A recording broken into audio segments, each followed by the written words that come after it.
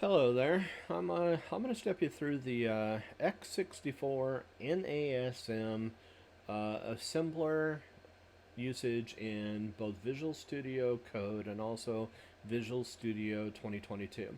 How to get syntax highlighting in both, and actually how to get things installed to do automatic builds from within the environment itself, so you don't have to use command line stuff or anything like that. So the first step is, as you can see here, is I've got the Hello World application that I built in the last video, and this thing here has syntax highlighting already available for it. It's incredibly easy to do here in Visual Studio Code.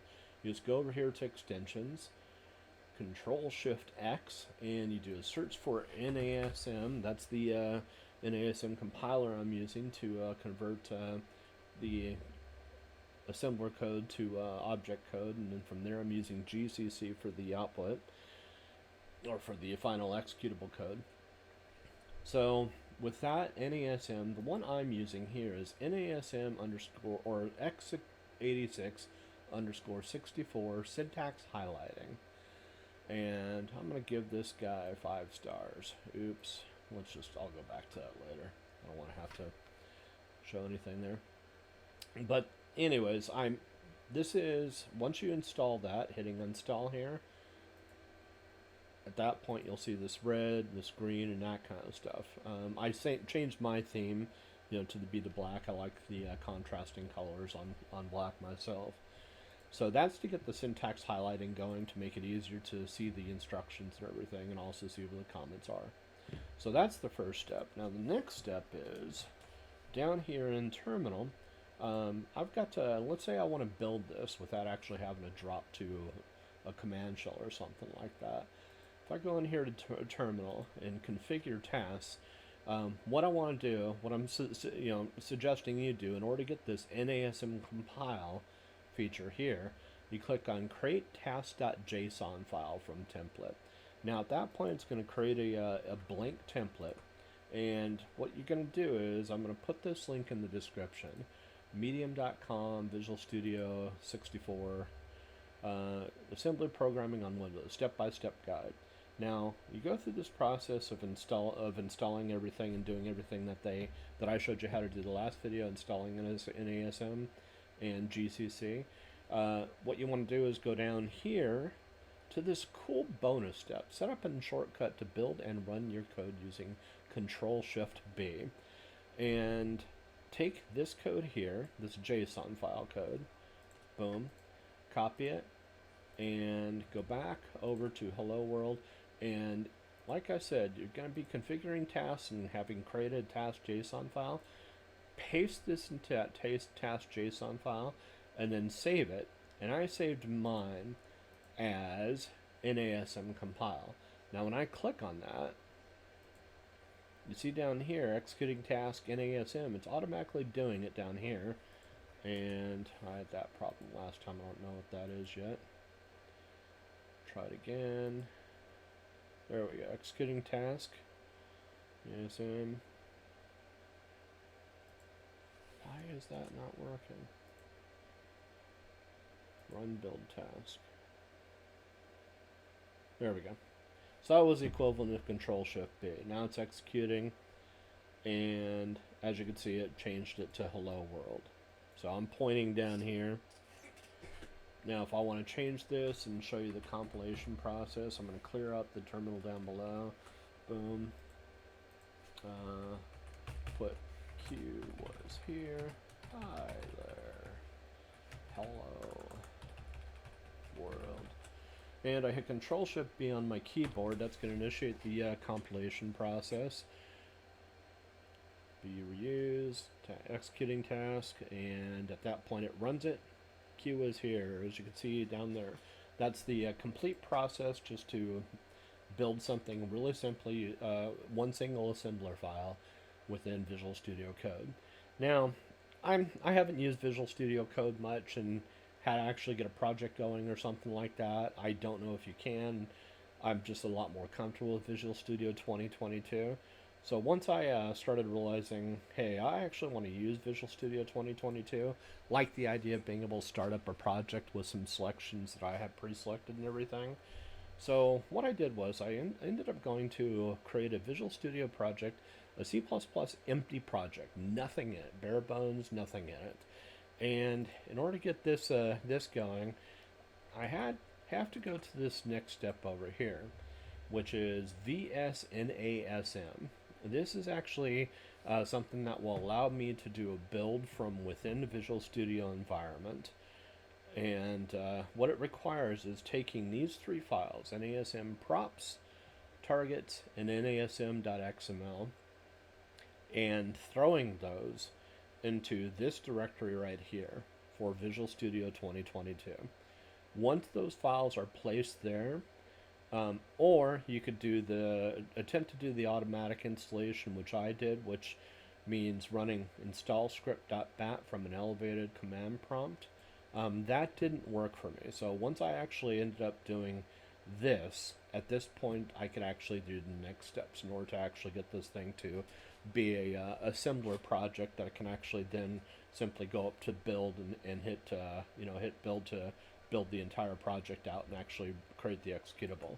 So here, the next step, once I've done that, at this point I can go into build dependencies. So right clicking on my project, this is my template project, keep that in mind, and something I'm going to use for the basis of building other projects. Go into build dependencies, build customizations, and in here I will now see if I've gone through that process that I showed you before. NASM is going to be available as a build customization file. I want to select that. I want to hit OK, which I've already done on this one.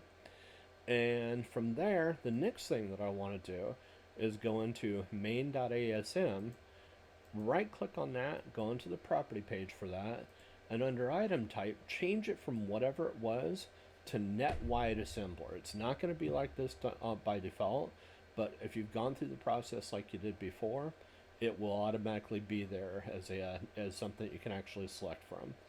And the cool thing is, once you've done that, anything with the .asm extension will now automatically come up as NetWide Assembler, which also means I can test this out, build solution, and if you see down here, lower left-hand corner, it succeeded. So my template built correctly. Now the next thing I want to do, I know my template's working. This is how I want all my base projects to work and everything. I want to go up here to build, or to project, and go into export template. Now this is going to allow me, when you first run Visual Studio 2022, you can do create new project, and you'll have available within projects, if you do a search, you type in NASM, and this will automatically come up if you name it appropriately.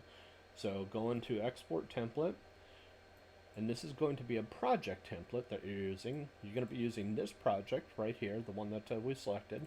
Hit next, and here, this is where I put NASM template or project. So when you actually come up and see this, for the first time when you're doing a create new project, that way you can do a search for NASM, and from this point forward, when you're building a assembler level project, you just type in that, and all of a sudden you've got that. Now, in order to make sure that it appears netlist, hit this right here. Automatically import the template into Visual Studio, which I've already done here. I hit finish, and at that point I was able to close out of that, which at that point allowed me to create a new project, which brings me to this project. As you can see, this here, I did an NASM assembler test. Once I did file, new, create project, and in here I've got everything selected. So if you look into build dependencies, this is automatically selected to have an ASM for it. And if you look here in the property pages, this is already automatically filled to be NetWide Assembler. Now, I was just playing with things and wanting to make sure this project worked with changes and everything. So I just focused on creating a message box, and just basically calling a message box function, from this. I just wanted to get a basic message box working. And you got here's the things that actually get it. I tried a push technique to get it working first. That didn't work. This still has a problem because the icons aren't appearing, and it looks like I want to remove this OK from there. So it's going to be a yes, no.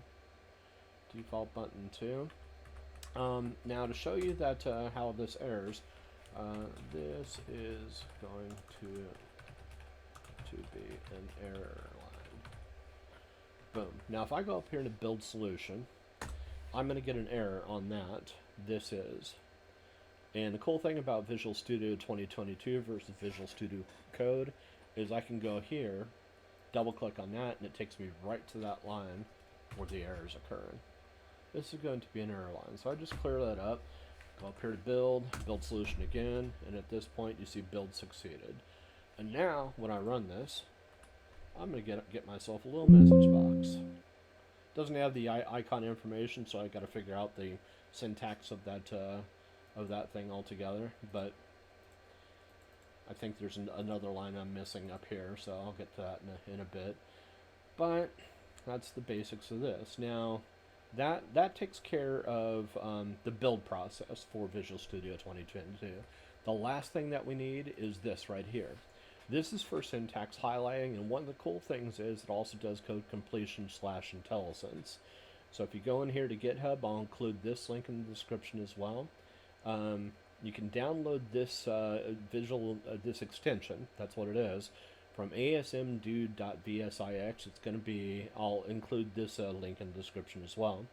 But what this does is it actually allows me to do code completion and the syntax highlighting. So as you can see, there's syntax highlighting here, and I can actually do LAA, and it gives me the code completion. So I can actually see the different store effective addresses for Redshirt, R16, blah, blah, blah. I'm learning all this stuff for the first time myself. I'm just stepping you through as I'm, learning the pertinent things I think that are important to me. So just sharing them as I'm going. But anyways, that's about it. And just to show you that this is working like it's supposed to, is test the result of Q's Hello World's assembly system. Do build compile for that one again, hit run, and see how we got the change. It's really that easy. So anyways, hopefully this helps. This takes care of syntax highlighting and also the build process. Gets it going within Visual Studio 22 and Visual Studio Code previously. Thanks for watching. Take care. Have a good day.